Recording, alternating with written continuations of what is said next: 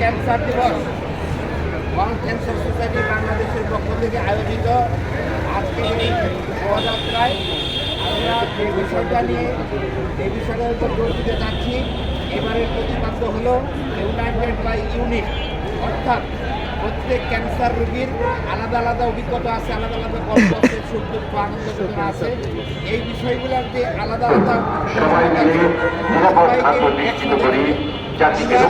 ক্যান্সারের বিরুদ্ধে যুদ্ধটা চালিয়ে যেতে চাই। এটা হলো প্রতিরোধের যুদ্ধ এবং ক্যান্সার থেকে মানুষকে সুস্থ করার জন্য।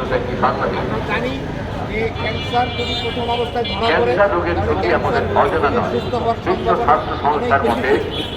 প্রাথমিক অবস্থায় আমরা নির্ণয় করতে পারি।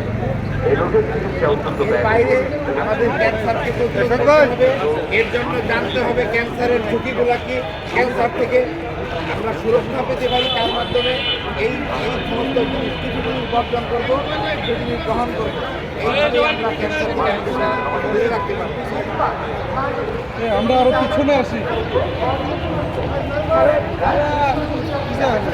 সবাই পিছে আহি ভাই, পিছে আহি। ক্যান্সার রোগের ঝুঁকি আমাদের অজানা নয়। বিশ্ব স্বাস্থ্য সংস্থার মতে 2018 সালে